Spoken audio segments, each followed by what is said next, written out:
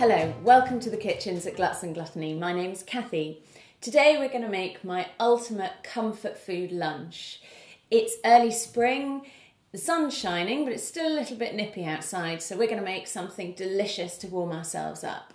And we're going to use the last of the harvest from the kitchen garden, which has been brilliant this year, but now it's come to an end. So yesterday I picked some lovely, slightly muddy leeks and the last of the kale, and we're going to use them to combine the most exciting things in the kitchen for me. Pizza, of course, cheesy leeks, pesto and kale. We're going to put them all together to make a pizza, which is going to be topped with cheesy leeks, and then we're going to dip that into our kale pesto. So we're going to start by getting the dough ready. Now, often with bread, you will use just a strong white bread flour, but with pizza dough, I like to use half strong white flour and half plain flour, and that's because the plain flour has slightly less gluten in it, and it means that the dough you get isn't bready and pappy, it's thin and crispy, just like a good Italian pizza should be. So to that I'm going to add some yeast and some salt. Don't be alarmed by how much salt is there, it is really necessary, and it'll spread out between lots of pizzas anyway. And some warm water. So, if you've got a freestanding mixer, use it with the dough hook attachment. If not, it's a lot of elbow grease, I'm afraid. So, 125 grams of strong bread flour, 125 grams of plain flour, about 3 or 4 grams of yeast, and about 5 or 6 grams of salt in your mix. Also try and avoid getting it too close to the dried yeast because it will retard the action of the yeast. Add the warm water. By warm I mean blood temperature, no hotter than that, otherwise you'll slow the yeast down rather than speed it up. And then take it over to your mixer. Pop it on low speed for about 8 minutes. If you don't have a freestanding mixer, you can knead it by hand, but it'll take about 10 minutes. So that's had its 8 minutes kneading time now, and you can see that what we've got is a lovely, soft, silky dough. I'm going to pop that in a bowl that I've greased very lightly with olive oil, and I'm going to cover it and leave it to rise for about an hour. Meanwhile, we're going to make the pesto. So the pesto is made with this lovely kale from the kitchen garden. So I'm going to peel the leaves off the kale, and then I'm just going to give them a rinse, partly because the allotment was very muddy yesterday, but also because I'm going to use the water that clings to them to steam them in this pan here.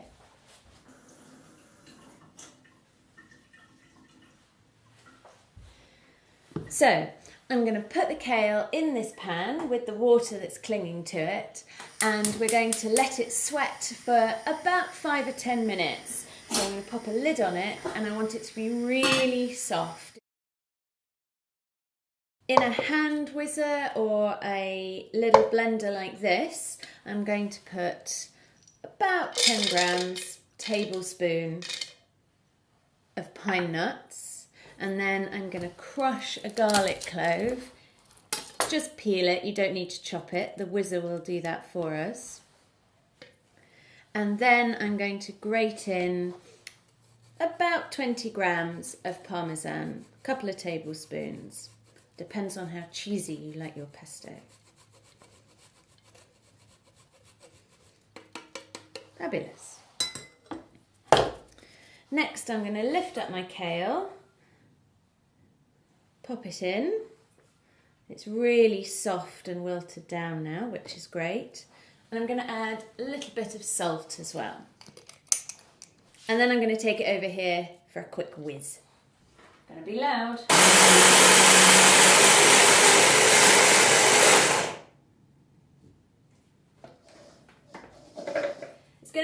olive oil. In this case, I'm going to use a mixture of this really lovely but quite potent cold press olive oil. A few glugs of that, but if I used only this, it would be too peppery and too overpowering. So I'm going to combine that with something much milder, just a general blend of olive oil, about the same amount. Feels like a lot, but don't worry. Then give it another whiz.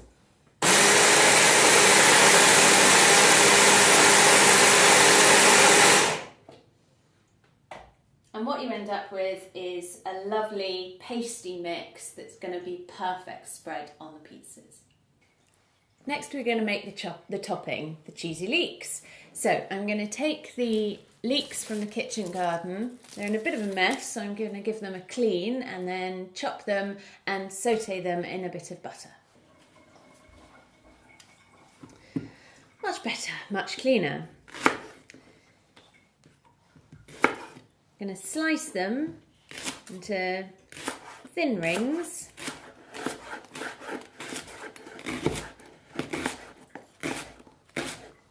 Don't worry about doing it too neatly. And then I'm going to get the hob warming up, medium heat, with a bit of butter. You can use the same pan that you used for the kale, doesn't really matter. A good chunk of butter, about this much. And then add your leeks, which have gone absolutely everywhere.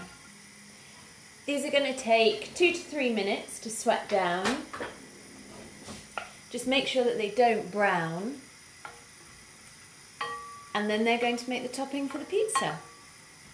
The dough's had about an hour to rise. It won't totally double in size, but that's fine. It will feel soft and silky and bouncy. I'm going to pull about a satsuma sized amount off and then dust the surface, preferably a movable surface, you'll see why later. And then I'm just going to press out my dough.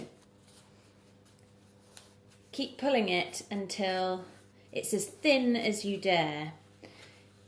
You want to be able to see daylight through it. Brilliant. Then, this is the pesto that we made earlier, and I'm going to take about a tablespoon of it and smear it on the pizza dough. So there's the kale, and then I'm going to take a spoonful of the leeks and scatter those about as well.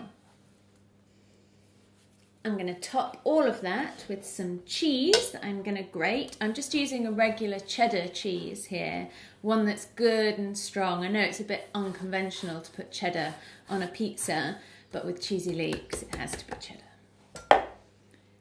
Sprinkle a little bit on it, and then I'm going to pop it straight into the oven. The oven's set at 250, which is the highest that my oven will go to. If yours will go higher, set it higher.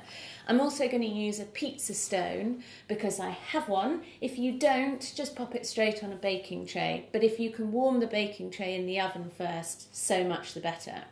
This is when having a movable base for your pizza is a good idea, because you can lift it up, take it to the oven and pop it straight in the oven without losing the shape of your pizza. So the pizza's nice and brown after about 5 to 7 minutes in the oven. It's super hot, so watch your fingers. And there we go. Do 1 or 2 in the oven at a time and keep going until you can feed the whole family. It'll taste completely delicious, and enjoy.